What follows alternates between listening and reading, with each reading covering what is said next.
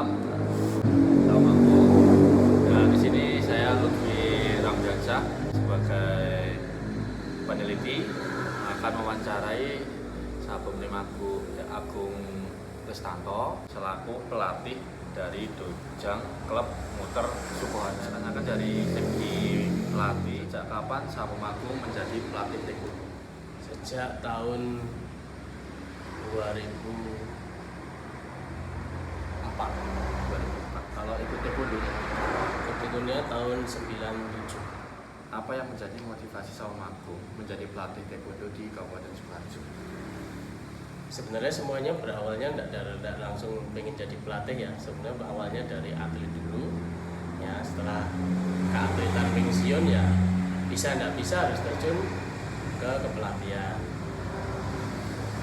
Pengennya juga ikut di kepelatihan untuk mengembangkan prestasi di taekwondo di Sukoharjo. Menurut Sahabat Agung, bagian apa yang paling menarik dari bela diri taekwondo? Bagian ya yang jelas kalau taekwondo kan banyak di tendangan ya. Jadi emang menarik saja, tendangannya kan bisa muter-muter.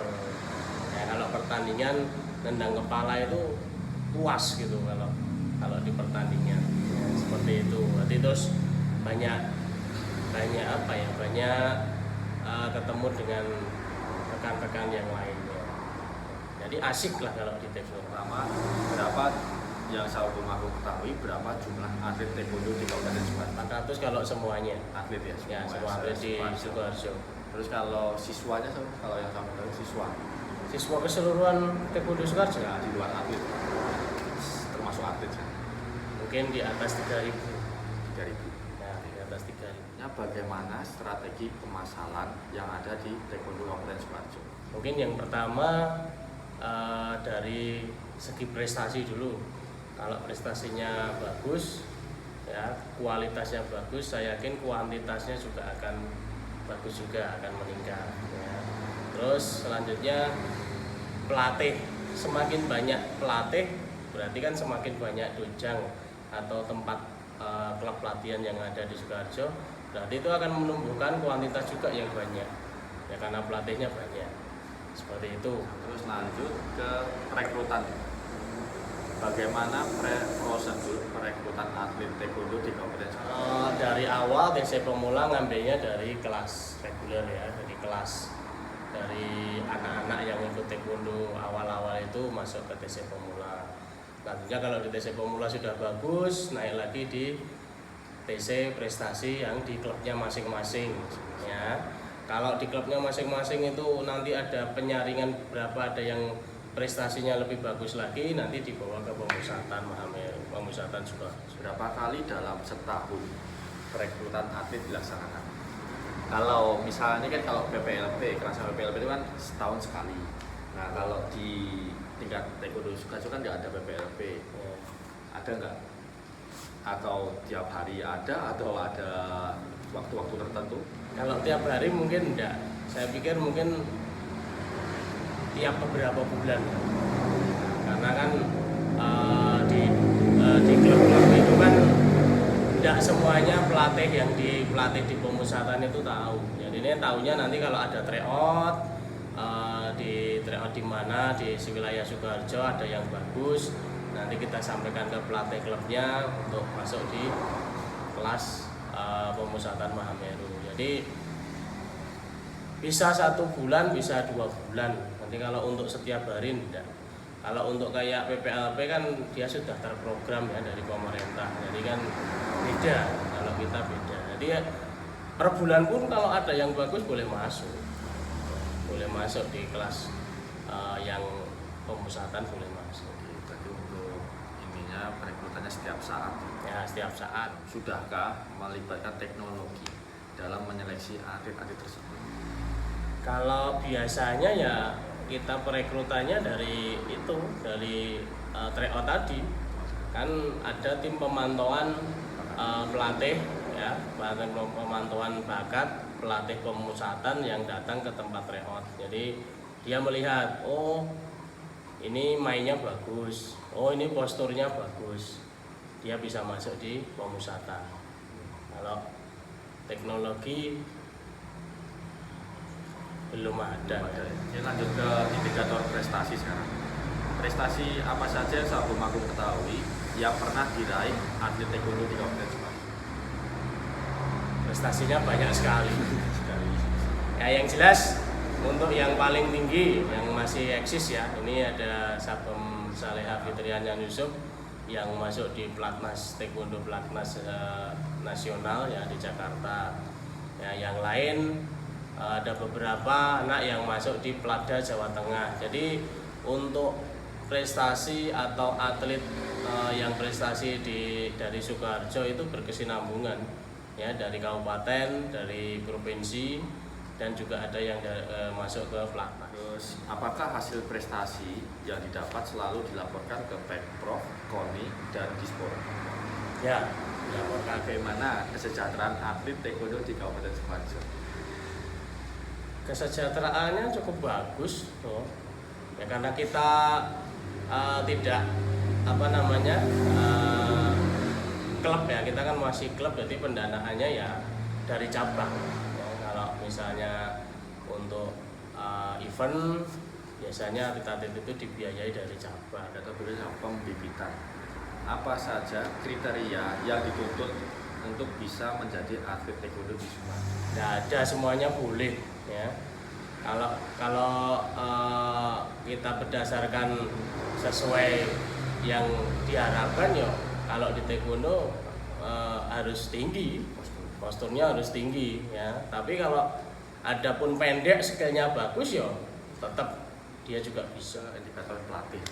Bagaimana hubungan atlet dan pelatih di taekwondo Sukoharjo? Baik-baik saja ya.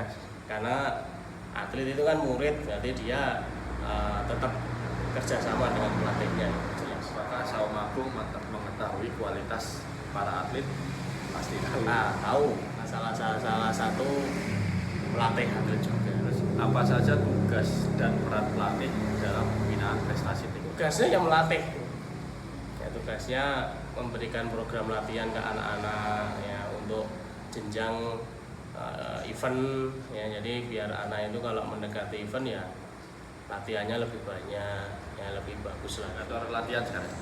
Apa saja program latihan yang diberikan? Yang fisik, teknik, ya, latihan, ya mental, saling kompak, mendukung dan seperti itu. Jadi antaranya atlet sama pelatih itu bagus lah, ya, bagus.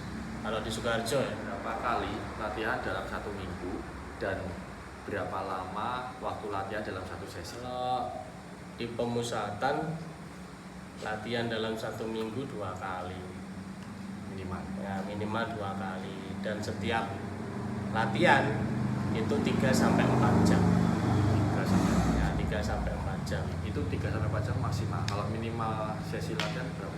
2 jam lah 2 jam. ya, 2 jam Apakah sesudah latihan diadakan evaluasi? ya. Apakah program latihan diberikan secara berkesinambungan?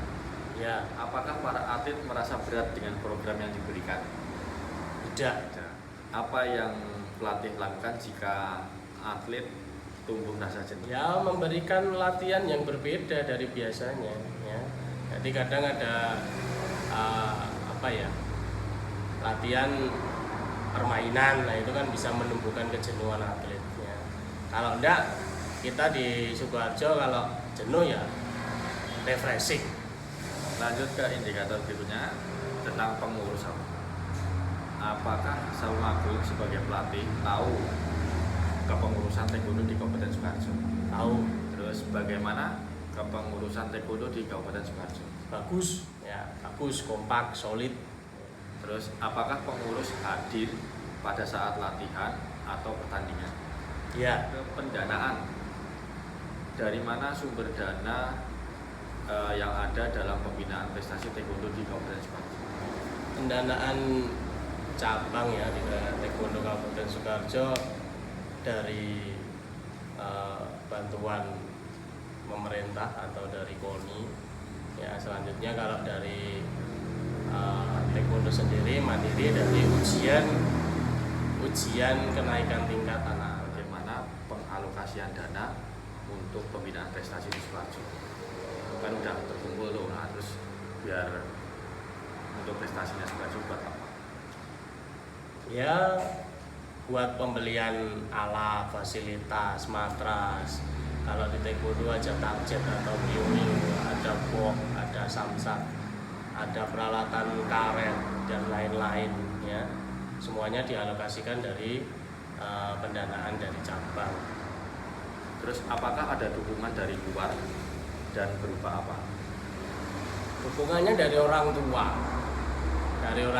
anak-anak ya. Jadi ya berupa dukungan ya. Berupa dukungan. Kalau untuk sponsor kita belum ada. Kurang lebih berapa banyak pengeluaran dalam satu bulan? Pengeluarannya ya sama untuk apa ya namanya penggajian pelatih atau sewa tempat dan lain-lain mungkin sekitar 5 sampai 7 juta. Itu untuk tingkat pemusatan Ya, ya? tingkat pemusatan. Kalau tingkatnya klub so? Kayak listrik dan lain-lain. Kalau klub paling dalam satu bulan mungkin ya sekitar 2 juta. Sudah. 2 juta. Nah, kalau yang aku ketahui ini, kurang lebih berapa banyak pengeluaran kalau atlet mengikuti suatu kejuaraan? Ya kalau mungkin kita bawa 10 atlet ya, kalau untuk event di luar ya nanti kalau masih di wilayah Jawa Tengah itu ya paling sekitar 20 ya 18 sampai 20 juta. Karena kan untuk sewa hotel, untuk sewa bis atau administrasi, makan berapa kali ya, untuk vitamin dan lain-lainnya. Lanjut ke indikator sarana prasarana. Dari mana sumber pengadaan sarana prasarana di Kabupaten Sukoharjo? Sudah jelas ya? Ya, sudah jelas dari cabang Mandiri ya, Sama KONI ya? ya sama KONI tadi. Nah ini bagaimana keadaan sarana prasarana di Taekwondo Kabupaten Sukoharjo saat ini? Apakah layak untuk digunakan dalam latihan atau kejuaraan? Layak sekali, Sudah bagus ya? sudah bagus. Apakah perlu penambahan lagi sarana prasarana untuk menunjang program latihan? Perlu Tetap masih. ya, tetap harus ya, harus meningkat peralatannya atau prasarananya harus meningkat terus. Kalau ada yang terbaru ya harus kasih yang terbaru. Apakah sarana dan prasarana sudah memenuhi standar keamanan taekwondo? Sudah. Pertanyaan dari saya sama Aku. Ya, Untuk narasumber sebagai pelatih, kan ada pengurus pelatih sama atlet. siap. Gitu.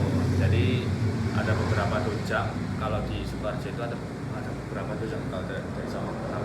30 lebih lah. Nah, jadi saya ambil sampel beberapa dojang yang ada saja yang dekat-dekat sini. Siap. Oke.